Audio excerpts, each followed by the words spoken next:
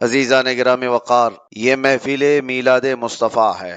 رسول کریم صلی اللہ تعالی علیہ وسلم کی آمد پاک کا تذکرہ کرنا، جس کے لیے اللہ تعالی نے ایک خاصیت عطا فرمائی۔ نبی پاک صلی اللہ تعالی علیہ وسلم کی ہر چیز خاص ہے۔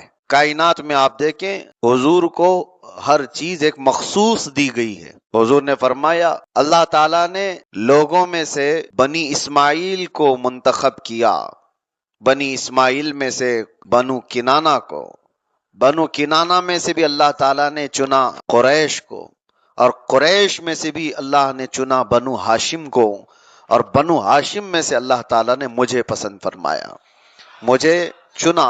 حضور اکرم صلی اللہ تعالی علیہ وسلم کے لیے اس روئے زمین کا سب سے اعلیٰ خاندان چنا گیا۔ میرے آقا کس خاندان میں پیدا ہوئے؟ قریش خاندان میں۔ وہ قریشی نہیں جو آپ لوگ بولتے ہیں، یہاں تو قصاب کو اور گوشت کاٹنے والے کو بھی قریشی کہا جاتا ہے۔ قریش یہ خاندان ہے جن کو آج عربی میں قریشی بھی کہا جاتا ہے۔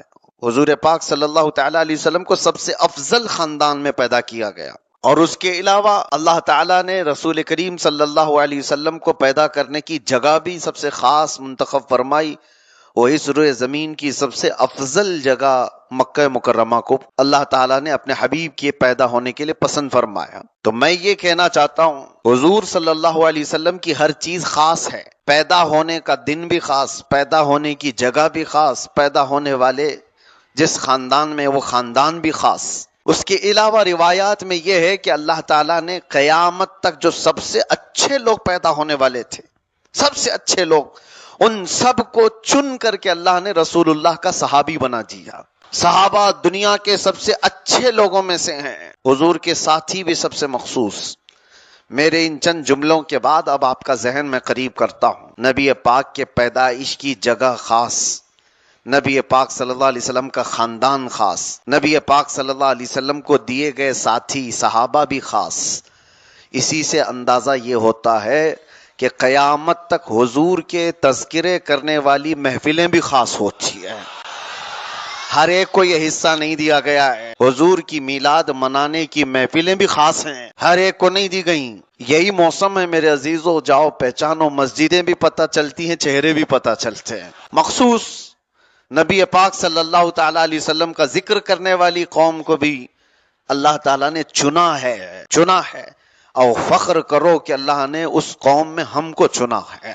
یہ قسمت ہمارے حصے میں آئی ہے کہ ہم حضور اکرم صلی اللہ تعالی علیہ وسلم کی آمد کا تذکرہ کرتے ہیں، چوں چرا کیے بغیر۔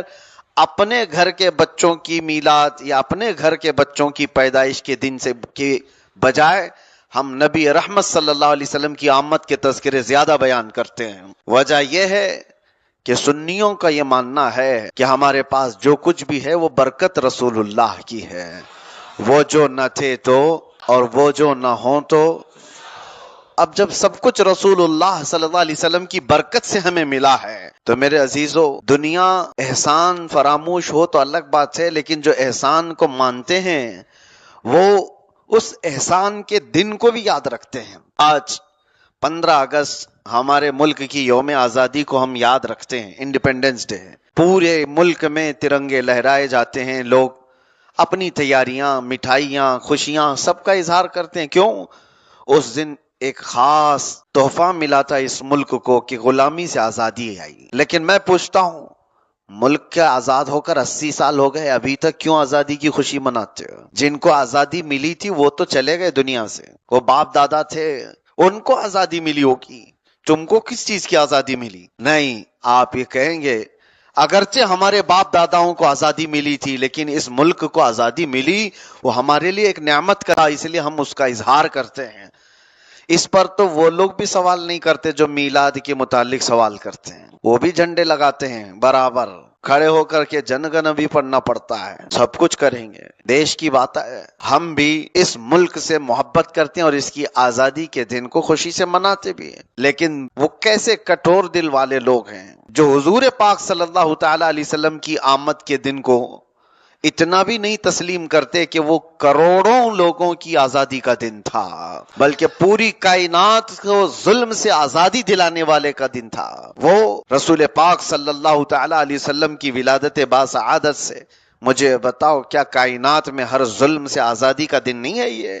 آئی نئی حکومت سکہ نیا چلے گا، عالم میں رنگ بدلا، تاریخ پڑھو تو پتا چلے گا کہ اس دن ہوا کیا کیا تھا۔ بلکہ پیدا ہونے سے پہلے میرے آقا صلی اللہ علیہ وسلم کی اس روئے زمین پر آنے سے پہلے جو حالات بدلے تھے، عرب کی سرزمین پر ملک شام اور ملک فارس، اس وقت نئی الگ الگ چیزیں وجود میں آئیں۔ ایک دریا تھا جو سوکھ گیا، ایک دریا جو سوکھا ہوا تھا وہ جاری ہو گیا، جو ہمیشہ سوکھا رہتا تھا وہ جاری ہو گیا اچانک، یہی ربیع الاول شریف۔ اور کسرا کے دربار میں کنگورے گر گئے، ایران کا آتش کدہ جو 1000 سال سے وہ لوگ آگ جلا رہے تھے، پوجا کرتے تھے، اگنی پوجا، کبھی آگ کو بجھنے نہیں دیتے تھے، اچانک ایک دن آگ بجھ گئی جو 1000 سال سے جلی ہوئی آگ تھی۔ اور فارس کا بادشاہ جس کو کسرا کہا جاتا تھا، اس کے محل میں اچانک دیوار میں دراڑ پڑ گئی، زلزلہ آ گیا، دیوار پھٹ گئی۔ جس بادشاہ کا یہ یقین تھا کہ 1,00,000 لوگ مل کر کے اس کے قلعے کو کچھ نہیں کر سکتے، اچانک اس کے قلعے میں شگاف، دیوار پھٹ گئی۔ یہ سارے معاملات کیوں ہوئے؟ اس وقت کے بڑے لوگوں نے کاہنوں کو بلایا، جوتشوں کو پوچھا کہ یہ عجیب و غریب معاملات کیوں پیش آ رہے ہیں۔ جوتشوں نے اپنی طرف سے تحقیق کر کے یا اپنے علم نجوم کے مطابق دیکھ کر کے بتایا کہ بادشاہ سلامت، اس روئے زمین پر کوئی ایک بچہ ایسا آیا ہے جس کی وجہ سے کائنات میں یہ تمام چیزیں بدل رہی ہیں۔ انہوں نے اس وقت بشارت دی تھی، اور وہ دن تھا یہی ربیع الاول شریف کا۔ اب میں آپ کو شعر کی طرف لے کر کے جاتا ہوں۔ حضور پاک صلی اللہ علیہ وسلم کی آمد ہوئی تو فارس میں کیا ہو گیا؟ زلزلے آ گئے۔ کیا ہوا تھا؟ زلزلے آئے، اور قلعہ جو تھا اس کا بادشاہ کا وہ پھٹ گیا، دراڑ پڑ گئی۔ آپ دیکھیں، وہ تو وہ زمانہ تھا جب حضور کی آمد ہوئی تو فارس میں زلزلہ بھی آیا اور دیوار قلعے کی پھٹ گئی، اور اعلیٰ حضرت اسی واقعے کو یاد کر کے سنیوں سے کہتے ہیں بھولنا مت اس واقعے کو۔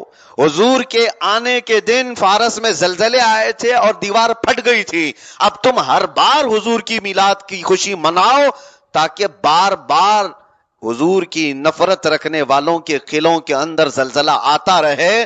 حشر تک ڈالیں گے ہم، ہاں اس شعر کا یہی مطلب ہے، حشر تک ڈالیں گے ہم پیدائش مولا کی دھوم، ارے مثل فارس نجد کے قلعے گراتے جائیں گے۔ فارس کے مثل، فارس میں تو قلعہ، اس میں تو دراڑ پڑ گئی تھی، اور اب ہم میلاد منائیں گے تو نجدی قلعوں کے اندر زلزلہ آ جائے گا۔ مثل فارس نجد کے قلعے گراتے جائیں گے، خاک ہو جائیں عدو جل کر مگر ہم تو رضا، دم میں جب تک دم ہے ذکر ان کا، آپ اپنے مشن پر جاری رہو۔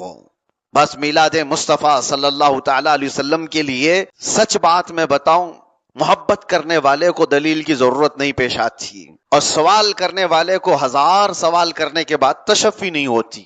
ایسا نہیں ہے کہ سوال کرنا غلط ہے، ہم کہتے ہیں کسی کو اگر کنفیوژن ہے تو سوال کر کے تسلی کر لے، لیکن اگر کوئی یہ سوچ کر کے ہی بیٹھا ہے کہ میں کسی صورت میں رات کو رات مانوں گا ہی نہیں، وہ یہ کہے گا نہیں رات نہیں ہے مجھے تو اجالا دکھ رہا ہے، یا وہ کوئی یہ سوچ کر کے بیٹھ جائے دن کے وقت کہ دن ہے ہی نہیں، تو اسے کس طرح سے سمجھاؤ گے؟ ایسے کو سمجھانا خود اپنے آپ میں بیوقوفی ہے۔ اسی لیے ایک بات، اس موسم میں سنی سب بھیڑے ہوئے ہیں، سوشل میڈیا پر مناظرے چل رہے ہیں، میلاد کہاں سے ثابت ہے، سوالات کی بوچھار ہے، کیونکہ اس موسم میں کچھ کیڑے چھوڑے جاتے ہیں اور وہ خلفشار مچا کر کے سنیوں کے دماغ کو ورغلاتے ہیں۔ ہمارے بچے یہ سوچتے ہیں جلدی سے جلدی ڈیبیٹ کریں اور ان کا جواب دیتے رہیں۔ آپ جواب دے رہے ہو، کس کا جواب دے رہے ہو؟ کس کو جواب دے رہے ہو؟ میں ایک بات بتاتا ہوں، تم کیا غلطی کر جاتے ہو۔ سنا ہے کہ جنگل میں ایک چیتے کی اور گدھے کی لڑائی ہو گئی تھی، چیتے کی اور گدھے کی لڑائی ہو گئی تھی۔ گدھا کہتا ہے کہ گھاس نیلی ہے اور چیتا کہتا نہیں گھاس ہری ہے۔ صحیح بات ہے، چیتا صحیح کہہ رہا ہے، لیکن گدھا ماننے کو تیار نہیں، نہیں گھاس نیلی ہوتی ہے۔ چیتا اس کو پکڑ کے دکھائے نہیں دیکھ ہری ہوتی ہے۔ لڑائی بہت بڑھ گئی، گدھا ماننے کو تیار نہیں۔ اخیر میں طے یہ ہوا کہ جنگل کا راجا شیر ہے، اس سے فیصلہ کرا لے۔ دونوں آئے، شیر بادشاہ اپنا معاملہ بتایا. چیتا کہتا ہے بادشاہ سلامت یہ دیکھو گدھا مانتا نہیں, گھاس کو نیلی کہتا ہے. بادشاہ نے پوچھا شیر نے تو کیا کہتا ہے؟ کہا گھاس ہری ہے, جو ہری ہے میں ہری بتا رہا ہوں. شیر نے کوڑا منگوایا اور کہا چیتے کو 10 کوڑے مارو, چیتے کو 10 کوڑے مارو. تو چیتا گھبرا گیا, تم تو میری برادری والے ہو پھر بھی تم مجھے مروا رہے ہو, میں نے کیا غلط کیا؟ کوڑے مارنے کے لیے چیتے کو, حالانکہ صحیح کہہ رہا تھا گھاس ہری ہے. بادشاہ نے کہا تجھے گھاس ہری ہے کہنے پر نہیں مارا جا رہا ہے, گدھے سے بحث کیوں کیا اس پر مارا جا رہا ہے. تو دلیل کس کو دے رہا ہے؟ تیری شان تو دیکھ, تو چیتا ہے اور تو بحث کر رہا ہے گدھے کے ساتھ. اے سنیو گدھوں سے بحث مت کرو, تمہیں رسول اللہ صلی اللہ علیہ وسلم نے اپنی محبت کے لیے چنا ہے تو اس محبت میں جمے رہو, ڈٹے رہو. میلاد مصطفیٰ صلی اللہ علیہ وسلم کی محفل میں مجھے بتاؤ تمہارے عشق میں اضافہ نہیں ہوتا ہے تو مجھے بتاؤ, حضور کی محبت میں دل دھڑکتا نہیں ہے تو بتاؤ. کیا ان محفلوں میں آنے کے بعد, حضور کے تذکرے سننے کے بعد واہیات اور خرافات آتی ہیں دماغ میں؟ نہیں, بلکہ مجلس میلاد مصطفیٰ صلی اللہ علیہ وسلم میں آنے کے بعد کچا ہو تو وہ حضور کی محبت میں تڑپنا سیکھ جاتا ہے, وہ ڈھیلا ہو تو وہ پکا بن جاتا ہے. اسی لیے میرے عزیزوں ان محفلوں کو جو محبت کرنے والا ہے وہ سمجھتا ہے. دلائل کی روشنی میں دیکھا جائے تو ہمارے علماء نے سب کچھ بیان کیا ہے. یہ آپ کی ڈیوٹی نہیں ہے نکڑ پر گلی پر کھڑے ہو کر کے واٹس ایپ اور فیس بک پہ مناظرہ کرتے رہو. علماء کا کام ہے, علماء ذویل احترام کے حوالے کر دو, مفتیان کرام کے حوالے کر دو کہ یہ دلائل کی روشنی میں ان سے بات کیا جائے. یہ ایسی بات ہے کہ آپریشن کون کرتا ہے؟ ڈاکٹر کرتا ہے. آپریشن ڈاکٹر کرتا ہے, تھیٹر میں کرتا ہے. لیکن اگر کھیت میں کھڑے ہو کر 2 کسان لڑنے لگے کہ نہیں لیور کا آپریشن یہاں سے ہونا چاہیے, ہارٹ کا آپریشن یہاں سے ہونا چاہیے, تو دونوں کسان ہیں اور کھڑے ہو کر کے بحث کر رہے ہیں کہ آپریشن ایسا ہونا چاہیے, آپریشن ویسا ہونا چاہیے, تو تمہیں ہنسی نہیں آئے گی؟ تم یہ نہیں کہو گے تیرا کام ہے کدال پھاوڑے سے زمین کھود, بیج بود, آگ فصل اگا. جس کا کام ہے آپریشن کرنا وہ جانتا ہے کہاں سے کرنا ہے. دلائل علمی اعتبار سے, عقلی اعتبار سے دینا یہ علماء اور مفتیان کرام کا کام ہے, نہ کہ واٹس ایپ اور یہ فیس بک پر گھنٹوں بیٹھنے والے عام نوجوانوں کا کام ہے. ورنہ ہوگا یہ کہ یہ بھی کسان آپریشن کریں گے تو پھر پھاوڑے سے کرنا لگے. اللہ تبارک و تعالی ہمارے بچوں کو عقل سلیم عطا فرمائے اور ان موسموں میں آنے والے خرافات اور واہیات اور پھیلے ہوئے کیڑوں سے اللہ ہماری حفاظت فرمائے. ہاں ہمارے پاس دوا ہے, جب کبھی زیادہ کیڑے آتے ہیں تو اسپرے کا استعمال کیا جاتا ہے اور ہمارے پاس بریلی کا اسپرے موجود ہے. عشق مصطفیٰ صلی اللہ علیہ وسلم میں مسلسل اعلیٰ حضرت کی نعتیں پڑھو, پھر دیکھو یہ اسپرے کا کام کرتا ہے کہ نہیں کرتا ہے. نبی پاک صلی اللہ تعالی علیہ وسلم کی محبت بھی بڑھتی ہے اور دشمن ویسی ہی دور بھی چلے جاتے ہیں. مجھے حیرت ہوئی ایک بات پر, میں آپ کو بتاؤں, میں ایک جلسے میں شرکت کے لیے حاضر تھا.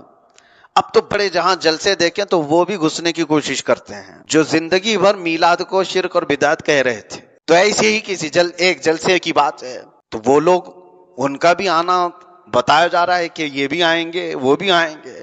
ہم سے لوگوں نے پوچھا کیا آپ جائیں گے وہاں پر, ایسے لوگ آ رہے ہیں؟ میں نے کہا مجھے تو جانا ہے. جانے کے بعد میں نے یہ کہا میاں سوال ان سے کرو کہ تم یہاں کیوں آئے, یہ ہمارا ممبر ہے. جہاں حضور پاک صلی اللہ علیہ وسلم کی میلاد کا ذکر کرنا ہے وہ تو ہمارا ممبر ہے, سوال ان سے کرو. پبلک کو دیکھا تو آ گئے, لوگوں کو بہلانے پھسلانے کے لیے آ گئے. ایک وقت آئے گا جب سنیت جاگ جائے گی تو ہر ایک کو حضور کی بات کرنی پڑے گی.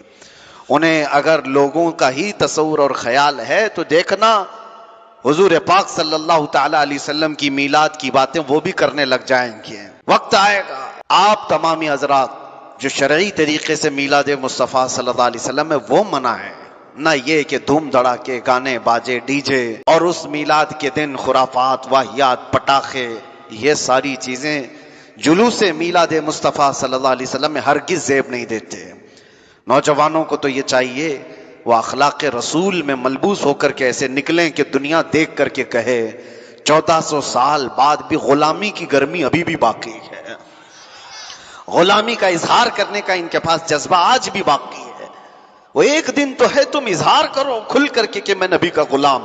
حضور کی سنتوں میں آؤ، نبی پاک صلی اللہ تعالی علیہ وسلم کے اخلاق کو عام کرو، ان کی حدیثوں کو عام کرو۔ جو کوئی تم سے ملے، ملاقات کرے، چند حدیثوں کے پیغامات ٹرانسلیٹڈ ہی کیوں نہ ہو، عربی سے انگلش میں، کسی دوسری زبان میں، ہندی میں، مراٹھی میں، دوسروں تک پہنچاؤ اور بتاؤ کہ میرے نبی کے فرامین کیا تھے۔ اس لیے کہ میں نے دیکھا ہے آج کے دور میں بھی جو حضور پاک صلی اللہ علیہ وسلم پر انگلی اٹھا رہے ہیں، ان کا قصور یہ ہے کہ انہوں نے حضور کو پڑھا نہیں، انہوں نے صرف آپ کو دیکھا ہے۔ وہ صرف تم سے نفرت کر رہے ہیں، مسلمانوں سے نفرت کرتے کرتے ان کو ایسا لگا کہ رسول اللہ صلی اللہ علیہ وسلم ایسے تھے، معاذ اللہ رب العالمین۔ وہ تمہارے اعمال کو انہوں نے دیکھا، اگر وہ حضور کو پڑھے ہوتے تو میرے عزیزو وہی ہوتا جو تلوار لے کر کے آئے ہوئے عمر حضور کے قدموں میں اپنی گردن دینے کو تیار ہو گئے تھے۔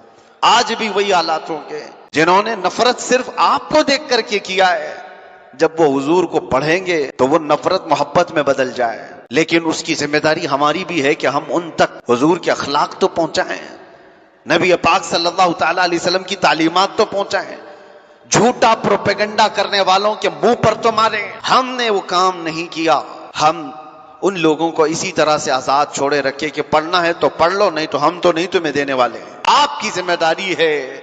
آپ دیکھیں عیسائی لوگ آج بھی کرسمس سے پہلے وہ حضرت عیسیٰ علیہ السلام کی تعلیمات کے چھوٹے پمفلٹ بنا کر کے لوگوں میں تقسیم کرتے ہیں، گھر پہنچا دیتے ہیں کہ یہ تعلیمات ہیں جیزس کے۔ کسی بھی طرح سے وہ اپنے مشن پر کام کرتے چلے جا رہے ہیں۔ میلاد مصطفیٰ صلی اللہ علیہ وسلم میں سنیو، کیا آپ کی یہ ذمہ داری نہیں کہ سیرت مصطفیٰ کے چند حسین جھلکیاں دوسروں تک پہنچائیں؟ میرے آقا کے اخلاق یہ تھے، بچوں سے پیار ایسا تھا، عورتوں کے حقوق پر میرے آقا نے ایسے بات فرمائی، بوڑھوں کے لیے اس طرح سے اخلاق بتائے، تجارت کے اصول اور آداب، شادی شدہ زندگی، ازدواجی زندگی، آداب معاشرت، یہ میرے مصطفیٰ نے بتائے۔ ارے بات کرنے کا سلیقہ میرے مصطفیٰ نے دیا، چلنے پھرنے اٹھنے بیٹھنے سونے کا سلیقہ میرے آقا نے دیا ہے، کھانے پینے کے طریقے میرے آقا نے دیے، زندگی کا ہر باب میرے آقا نے کھول کر کے تمہارے سامنے بیان کیا ہے۔ کون سی ایسی چیز ہے جس کو تشنا چھوڑ دیا گیا ہے، پیاسا رکھا گیا ہے؟ ہر چیز کھل کر کے بیان کی گئی ہے۔ بس بات یہ ہے کہ امت مصطفیٰ صلی اللہ علیہ وسلم ان تمام پیغامات کو دوسروں تک پہنچا نہیں سکی، ہم نے نہیں پہنچایا ہے۔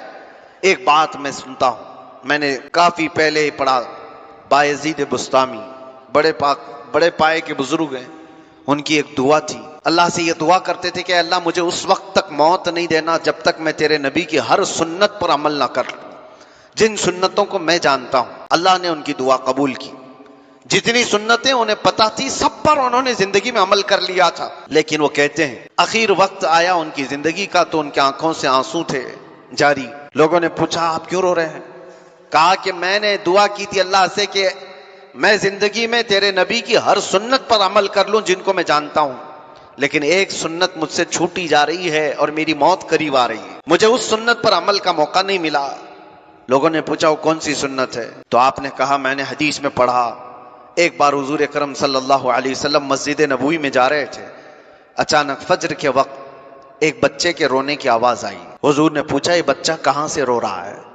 لوگوں نے معلوم کرایا تو ایک یہودی کے گھر سے بچہ رو رہا تھا۔ حضور پاک صلی اللہ علیہ وسلم باہر آئے اور اس یہودی کے گھر گئے اور پوچھا کہ تیرا بچہ رو کیوں رہا ہے؟ اس نے کہا گھر میں اس کے اندھیرا اور بھوک لگی ہوئی ہے، میں فاقے سے۔ تو حضور پاک صلی اللہ علیہ وسلم نے اپنے گھر سے کھجور منگوائی اور نرم کر کے بچے کو کھلایا۔ بچے کے حلق میں جیسی ہی کھجور کی غذا پڑی، بچہ رونا بند کیا، مسکرایا۔ میرے آقا صلی اللہ علیہ وسلم بھی مسکرائے، وہ انیسے بے کساں تھے، چارہ سازے درد منداں تھے۔ تو حضور پاک صلی اللہ علیہ وسلم کی یہ ادا تھی۔ بایزید بستامی کہتے ہیں اس سنت پر عمل کا مجھے موقع نہیں ملا ابھی تک۔ ہوا یہ کہ زندگی کے ایام گزرتے گئے، ایک دن بایزید بستامی کہتے ہیں فجر کی نماز میں وہ جا رہے تھے، اچانک ان کو بھی ایک بچے کے رونے کی آواز آئی۔ برسوں سے انتظار تھا، پوری طاقت جمع کی اور پلٹ گئے، پوچھا کہاں سے بچہ رو رہا ہے؟ لوگوں نے بتایا کہ فلاں گھر سے۔ جا کر کے دیکھا تو ایک عیسائی کا گھر تھا۔ پوچھا تیرا بچہ کیوں رو رہا ہے؟ کہا گھر میں اندھیرا ہے، روشنی نہیں ہے۔ تو آپ نے اپنے گھر سے چراغ منگوایا اور اس کے گھر میں روشنی کی، اور آپ نے بھی کھجور منگوائی اور بچے کو کھجور کھلایا۔ اس کا بچہ خاموش ہوا۔ وہ عیسائی پوچھتا ہے تم میرے گھر میں بچے کے رونے کی آواز سے کیوں اتنا بے قرار ہو؟ نہ تیرا اور میرا کوئی رشتہ ہے، ہمارا کوئی رشتہ نہیں، بچہ میرا رو رہا ہے، آپ کو کیوں بے قراری؟ بایزید بسطامی نے کہا ارے نادان، یہ میرا اپنا عمل نہیں، میرے نبی کی سنت پر عمل کرنے آیا ہوں، یہ میرے آقا کا عمل تھا۔ وہ عیسائی کہتا ہے اتنے صدیوں کے بعد غلاموں کے جب عمل کا یہ حال ہے تو پھر آقا کا حال کیا ہوگا؟ اس نبی رحمت صلی اللہ علیہ وسلم کی محبت کیسی ہوگی؟ بس یہ سنت پر عمل کا جذبہ تھا بایزید بسطامی کا، کہ جس کا بچہ رو رہا تھا اس کا بچہ چپ تو ہوا ہی، لیکن بچے کا باپ اسلام میں بھی داخل ہو گیا۔ عزیزان گرامی، حضور پاک صلی اللہ علیہ وسلم کے اخلاق اگر دوسروں تک پہنچائے ہوتے تو یہ انقلاب تو آتا۔ ایسا نہیں ہے کہ سب کٹھور دل ہیں، لوگوں کا دماغ بنایا گیا پروپیگنڈے کی ذریعے سے، ان کے دلوں میں کچھ شریر قسم کے فتین لوگوں نے نفرت ڈالی ہے، لیکن اگر اس نفرت کو ختم کرنا ہو تو آپ کو بھی تو محنت کرنی چاہیے۔ آپ پھیلائیں میرے مصطفیٰ کی سیرت کو، حضور پاک صلی اللہ تعالیٰ علیہ وسلم کے اخلاق کریمانہ کو۔ آج بھی دنیا محتاج ہے، دنیا کو یہ بتاؤ سب سے اعلیٰ اخلاق اس دنیا کو کس نے دیے ہیں؟ انگریزوں نے اس کا اعتراف کیا ہے، انگریزوں نے اس کو قبول کیا ہے کہ اس روئے زمین پر سب سے اعلیٰ اخلاق سب سے پہلے دینے والے محمد الرسول اللہ صلی اللہ تعالیٰ علیہ وسلم۔ دنیا آج اتنی ترقی پر آ گئی کہ ان تعلیمات کو چھپایا گیا اور اپنے نام سے پرچار کرنے لگ گئے کہ ہم ہیں لوگوں کو اخلاق سکھانے والے ہیں۔ یہ کیا اخلاق سکھاتی ہیں؟ جن کو پیشاب کا سلیقہ نہیں معلوم وہ اخلاق کیا سکھائیں؟ انہیں دنیا داری صرف اور صرف دولت اور سیاست اور تمکنت چاہیے، اخلاق تو میرے مصطفیٰ کے تھے، صحابہ کے تھے۔ آج میلاد مصطفیٰ صلی اللہ تعالیٰ علیہ وسلم میں آپ کی یہ ذمہ داری ہے کہ خود کو بھی ان اخلاق میں ڈھالو اور دوسروں تک ان اخلاق کا پیغام پہنچانے کی کوشش کرو۔ تمہارے عمل دوسروں تک پہنچا سکتے ہیں۔ بہرحال حضور پاک صلی اللہ تعالیٰ علیہ وسلم کے اس میلاد کے آنے سے پہلے آپ کو کثرت سے ایک اور عمل کرنا چاہیے۔ کون سا ایسا عمل ہے جو حضور کی محبت کو بہت تیزی سے بڑھاتا ہے؟ امام غزالی سے پوچھا گیا حضور پاک صلی اللہ علیہ وسلم کی محبت میں اپنے آپ کو بڑھانا ہے تو کیا کرنا چاہیے؟ آپ نے فرمایا کثرت سے درود پڑھو، حضور کی محبت بڑھتی چلی جائے گی۔ بیٹھتے اٹھتے چلتے پھرتے سوتے جب موقع ملے کثرت سے درود پڑھو، اس لیے کہ دنیا میں جو جس کا نام بار بار لیتا ہے اس کے دل میں اس کی محبت بڑھتی چلی جاتی ہے۔ اسی لیے ہم نے اعلان بھی کیا، ہر سال ہمارا یہ مشن بھی ہے کہ ہم 1200 کروڑ مرتبہ درود 12ویں سے پہلے پڑھنے کا اعلان کرتے ہیں بحمدہ تعالی۔ پچھلے کئی سالوں سے الامان کی طرف سے ہمارے جو اعلان ہوا تو لوگوں نے اتنے درود پڑھے کہ ایک سال تو 12,000 کروڑ سے بھی زیادہ ہو گئے، اس سے بھی زیادہ ہوا۔ آپ سے بھی میں کہتا ہوں کہ 12ویں شریف آنے والی ہے، کثرت سے درود پڑھیں، اور ہم نے جو اعلان کیا وہ پیج موجود ہے، اس میں اپنا اندراج کروائیں۔ انشاءاللہ العزیز کل ہی آپ کا یہ فقیر مدینہ طیبہ حاضر ہوگا انشاءاللہ کل میں سفر پر جاؤں گا اور جتنے لوگوں نے درود پاک پڑھا ہے وہ نذرانہ حضور کی بارگاہ میں ہم بنفس نفیس پیش کرنے کی سعادت حاصل کریں گے انشاءاللہ۔ کثرت سے درود پڑھو۔ ہاں ایک بات یہ بھی یہاں پر میں آپ کو بتا دوں، کچھ لوگ جہالت کی حد ہو گئی، آپ کو لگے گا لطیفہ سنا رہے ہیں۔ 2 سال پہلے جن لوگوں نے مجھے اریسٹ کیا تھا بڑے دھوم دھام سے لے کر کے گئے تھے، اور بڑے بڑے ادھیکاری ہیں، آپ کی آنکھیں پھٹی رہ جائیں گی میں بتاؤں تو۔ انویسٹیگیشن چل رہا ہے، سب طرح سے ڈھونڈ کر نکالا گیا ہے کہاں سے کیا کیا ہے، تقریریں سب جمع ہیں، کلپیں سب جمع ہیں، کیا کیا بول کے آیا سب چیزیں، لیکن فوکس اس بات پر تھا کہ پیسہ کتنا جمع کیا ہے اس نے۔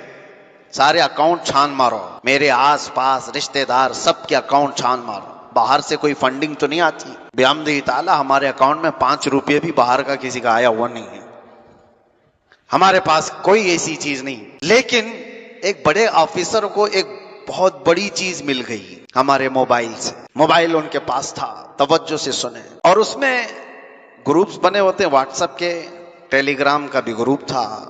وہ صاحب پکڑ کر کے لے آئے کہ آپ کی ایک چیز ملی ہے، کہا یہ جو آپ نے اناؤنس کیا ہوا ہے یہ 1200 کروڑ یہ کہاں ہے بتاؤ؟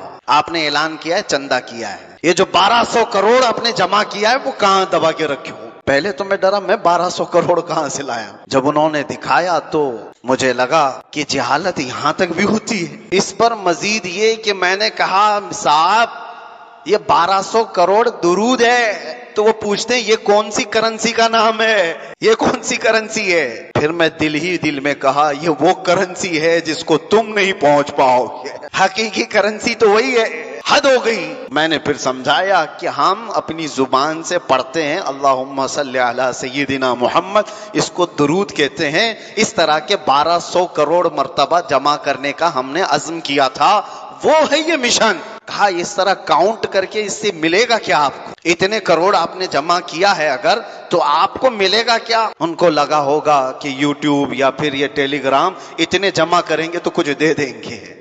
ہم نے کہا صاحب یہ کچھ نہیں دیتے، جن کے لیے ہم جمع کر رہے ہیں وہیں سے سب کچھ ملتا ہے۔ آج آپ سے بھی میں کہتا ہوں، پھر اب وہ تو ٹیلی گرام اور واٹس ایپ میں تھا، اب کھل کر کے کہتا ہوں 1200 کروڑ جمع کریں گے انشاءاللہ۔ کون سی کرنسی؟ درود پاک کی۔ درود پاک بارگاہ مصطفیٰ صلی اللہ تعالی علیہ وسلم میں پیش کرنے کی سعادت حاصل کریں گے انشاءاللہ۔ اور فرمایا گیا جو کثرت سے درود پڑھتا ہے اس کی زبان میں اثر پیدا کیا جاتا ہے، جو کثرت سے درود پڑھتا ہے اس کے چہرے پر وقار پیدا کیا جاتا ہے، اس کی عزت کو بڑھایا جاتا ہے، لوگوں میں اس کا مقام بلند ہو جاتا ہے۔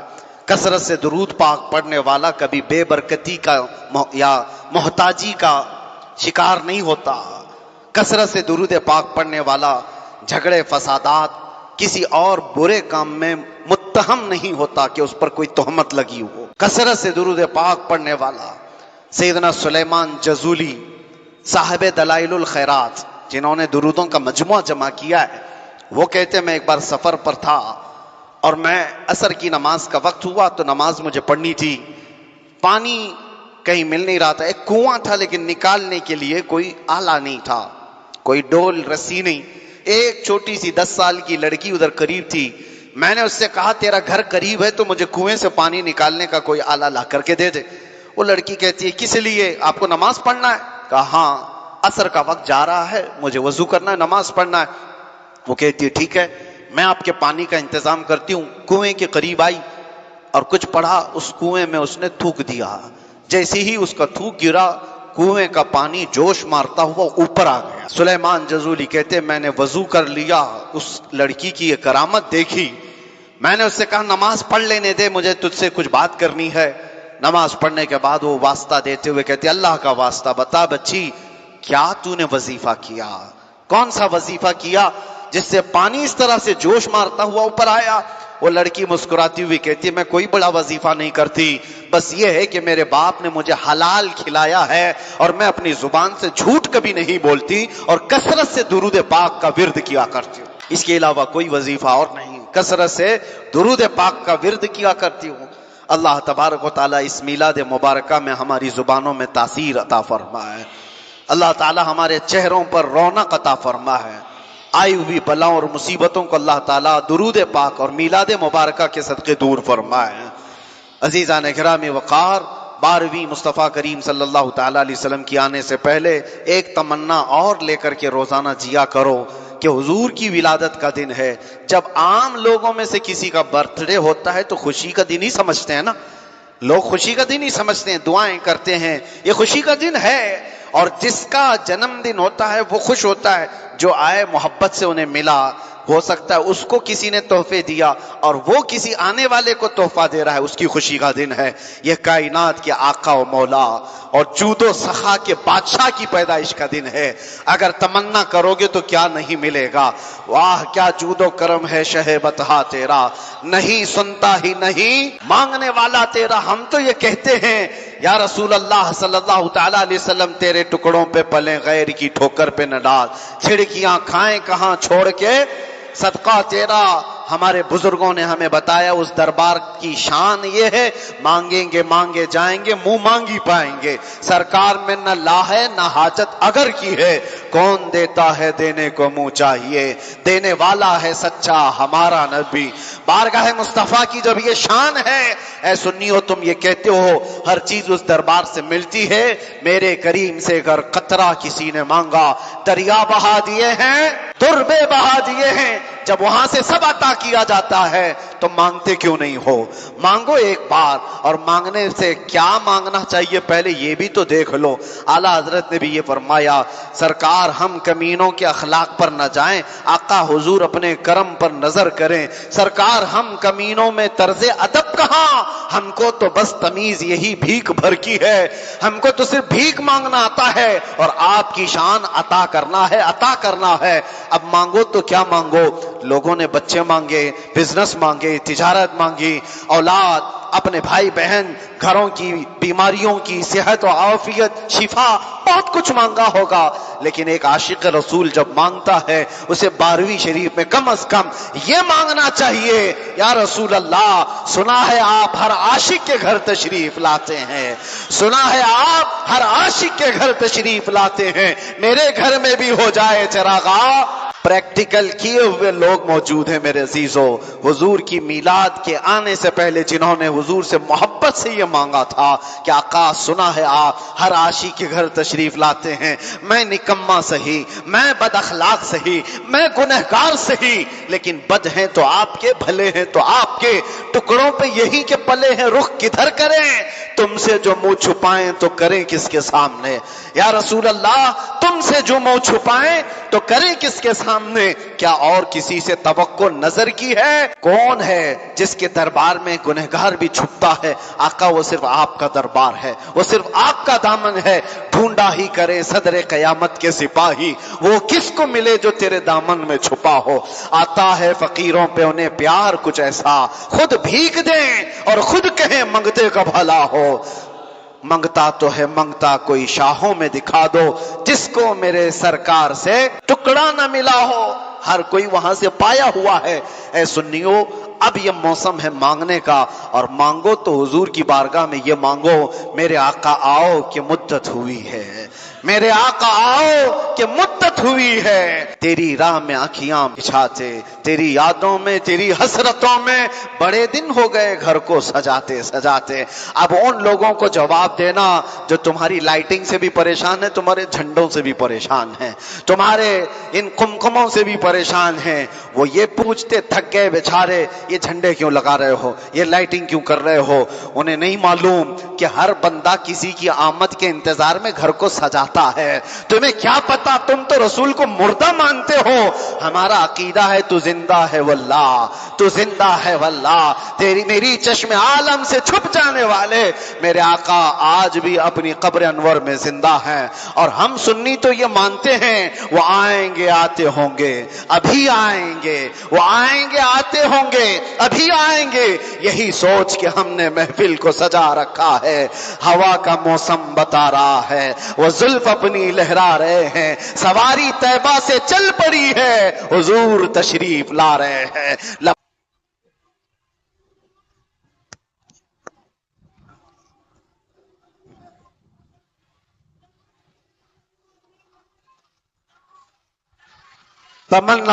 تمنا یہ کرو کچھ ایسا کر دے میرے کردگار آنکھوں میں، ہمیشہ نقش رہے روئے یار آنکھوں میں، انہیں نہ دیکھا تو کس کام کی ہیں یہ آنکھیں کہ دیکھنے کی ہے ساری بہار آنکھوں میں۔ ایک عاشق صادق کی یہ تمنا ہوتی ہے، حضور کو نظروں میں اتنا بسا لو میں سو جاؤں یا مصطفیٰ کہتے، کھلے آنکھ سلے، تم آنکھ بند کرو تو بھی وہی نظر آئے، آنکھ کھولو تو بھی وہی نظر آئے، حسن جمال مصطفیٰ ایسا بس جائے کہ جب تم قبر میں بھی جاؤ فرشتے سوال کریں بتا کس کی امت ہو تو تم کیا کہو گے؟ فرشتے جو پوچھیں قبر میں کس کی امت ہو تو کہتے ہیں مفتی اعظم ہیں۔ میں فرشتوں سے کہوں گا لو دیکھ لو ہے تصویر یار آنکھوں میں، لو دیکھ لو تصویر یار آنکھوں میں، جس کی تصویر ہم نے آنکھوں میں ہمیشہ کے لیے بسا رکھا ہے، ان کے بارے میں تم مجھ سے پوچھ رہے ہو۔ اب تو پائے ناز سے اے فرشتوں کیوں اٹھو، ارے مر کے پہنچا ہوں یہاں اس دلربا کے واسطے، میں مرا بھی ہوں اس دلربا کے واسطے۔ سنا ہے کہ میرے آقا قبر میں تشریف لاتے ہیں تو میں مر گیا تاکہ میرے آقا تو تشریف لائیں۔ اور میں آپ کو بتا رہا ہوں پھر وہی بات، تمہارے جھنڈے، تمہاری لائٹنگ جن کو پریشان کرتی ہے ان سے یہی یہی کہو میاں ہمارا عقیدہ ہے کہ ہمارا یہ ماننا ہے کہ گھر میں چھوٹا موٹا مہمان بھی آتا ہے تو کچرے صاف کیے جاتے ہیں، اور اگر گھر میں کوئی فنکشن ہو تو پھر رنگ بھی لگائے جاتے ہیں اور بہت کچھ تیاریاں بھی کی جاتی ہیں۔ اور جس سنی کا یہ ماننا ہو میں تو جی رہا ہوں کہ میرے آقا کسی دن میرے گھر تشریف لائے، تو پھر ہر میلاد کو میں تو گھر سجاتا ہی ہوں، روشنی کرتا ہی ہوں۔ آپ کو پتا ہے جب ہجرت کی رات میرے آقا صلی اللہ تعالی علیہ وسلم اپنے گھر سے نکل کر اپنے بستر پر مولا علی کو سلایا، واقعہ یاد ہے آپ کو؟ مکہ کے مشرکین حضور کا قتل کرنے آئے تھے اور گھر کے باہر کھڑے تھے تلواریں لے کر، اسی وقت اللہ کا حکم آیا، میرے آقا اپنے گھر سے نکلے، حضرت علی کو بستر پر سلایا اور نکل کر سیدھے ان کافروں کی نظروں کے سامنے سے نکلے، کسی کو نظر نہیں آئے میرے آقا، اور گئے کہاں پورا واقعہ نہیں بتا رہا ہوں، حضرت ابوبکر صدیق کے گھر گئے، حضرت ابوبکر صدیق کے گھر گئے، رات کا وقت ہے، جیسے ہی گھر میں گئے تو گھر کا دروازہ کھلا ہوا تھا، سیدھے اندر داخل ہوئے، میرے آقا ابوبکر صدیق بیٹھے جیسے کسی کا انتظار کر رہے ہیں، جیسے ہی حضور تشریف لائے ابو بکر صدیق اچانک کھڑے ہوئے، کہا یا رسول اللہ کیا ہجرت کا حکم آ گیا؟ کیا آپ کے ساتھ جانے کا حکم آ گیا؟ میرے آقا صلی اللہ علیہ وسلم فرماتے ہیں حکم مجھے آیا، تمہیں بے قراری اتنی کیسے؟ تم اپنے گھر کا دروازہ بند کیے بغیر رات کو اس طرح بیٹھتے ہو؟ حضرت ابو بکر عرض کرتے ہیں آقا ایک بار آپ نے مجھ سے کہا تھا اللہ تعالیٰ ایک رات مجھے ہجرت کا حکم دے گا، میں نے پوچھا یا رسول اللہ کیا آپ اپنا وطن چھوڑ کر چلے جائیں گے؟ تو آپ نے فرمایا تھا ابو بکر اکیلا نہیں جاؤں گا، تم کو ساتھ لے کر کے جاؤں گا۔ آقا جس دن آپ نے یہ کہا تھا اس دن سے میں نے گھر کا دروازہ بند ہی نہیں کیا، وہ آئیں گے آتے ہوں گے ابھی آئیں گے، یہی سوچ کے ہم نے محفل کو سجا رکھا ہے۔ یہ صدیق اکبر کی ادا تھی میرے عزیزوں، یہی میں کہتا ہوں اپنے گھروں کو سجاؤ اور اپنے آپ کو اتنا تیار رکھو اس احساس کے ساتھ کہ میرے آقا آئیں گے، ضرور آئیں گے۔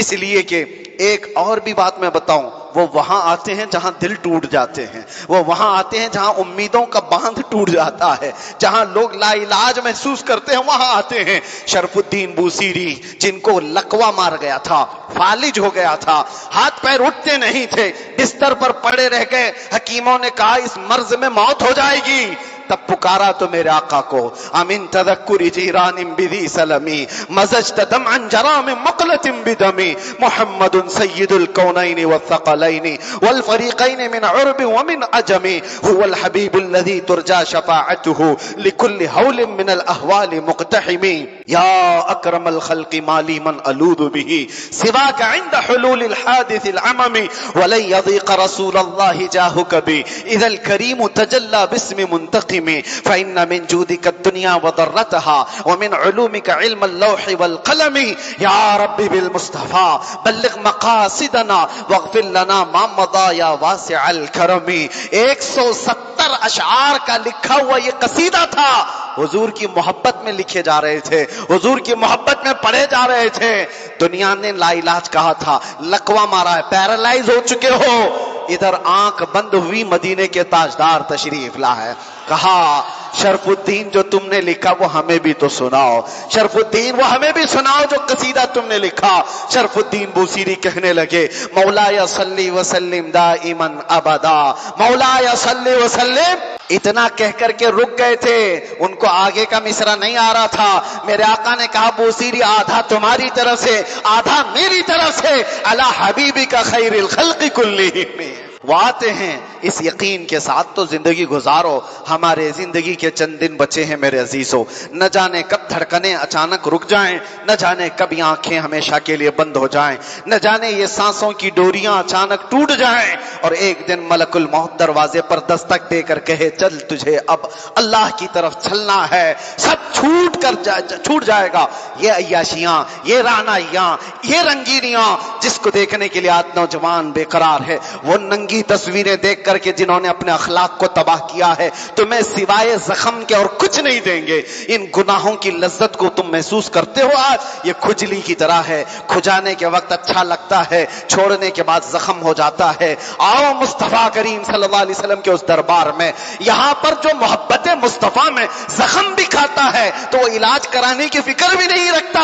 اسی لیے بریلی کا امام کہتا ہے جس کو ہو درد کا مزہ، جان ہے عشق مصطفیٰ روز فضوں کرے خدا، جس کو ہو درد کا مزہ ناز دوا اٹھائے کیوں، پھر کے گلی تباہ ٹھوکریں سب کی کھائے کیوں، دل کو جو عقل دے خدا تیری گلی سے جائے کیوں۔ وہ حسین چہرہ ایک بار نظر آ جائے جس کو دیکھنے کے بعد جنت کو دیکھنے کی تمنا ہی لوگ ختم کر دیں۔ صحابہ اکرام کہتے ہیں حضور کو جو دیکھتا تھا وہ پلکیں جھپکانا بھول جاتا تھا، حضور سے جو مصافحہ کرتا تھا وہ اپنا ہاتھ کھینچنا بھول جاتا تھا، حضور پاک کے بغل میں جو بیٹھتا تھا وہ خوشبوؤں سے ایسا معطر ہو جاتا تھا کہ اسے دنیا کی کوئی خوشبو عزیز نہیں لگتی۔ واللہ جو مل جائے میرے گل کا پسینہ، مانگے نہ کبھی عطر نہ پھر چاہے دلہن پھول، مدینے کی دن دلہنوں کو حضور کا پسینہ لگایا گیا تھا خوشبو میں۔ روایتیں بتاتی ہیں ان کی 7ویں نسل تک وہ خوشبو آیا کرتی تھی، اولاد میں بھی خوشبوئیں آیا کرتی تھی۔ اس در مصطفیٰ کی میں بات کر رہا ہوں جس کی زیارت کے لیے فرشتے بے قرار ہیں، حوران جنت ایک جھلک دیکھنا چاہتے ہیں۔ تم امتی ہو طلب تو کرو، تڑپ تو دیکھو، ایک بار طلب کرو گے تو وہ آقا آ ہی جائیں گے۔ اخیر میں صرف میں اتنی ہی دعا کرتا ہوں میرے آقا کی بارگاہ میں، یہ میلاد مصطفیٰ آنے سے پہلے ابی و امی فداک یا رسول اللہ، روحی و جسمی فداک یا رسول اللہ، دمی و شعری فداک یا رسول اللہ، دنیا و اخرى فداک یا رسول اللہ۔ آپ کے دربار میں آقا صرف اتنی تمنا ہے، چمک تجھ سے پاتے ہیں سب پانے والے، میرا دل بھی چمکا دے، میرا دل بھی چمکا دے، چمکانے والے برستا نہیں دیکھ کر ابر رحمت، بتوں پر بھی برسا دے۔ میں مجرم ہوں آقا مجھے ساتھ لے لو، میں مجرم ہوں آقا مجھے ساتھ لے لو، کہ رستے میں ہیں جا بجا تھانے والے، چمک تجھ سے پاتے ہیں سب پانے والے، میرا دل بھی چمکا دے چمکانے والے۔ لبیک یا رسول اللہ، وآخر دعوانا الحمدللہ رب العالمین۔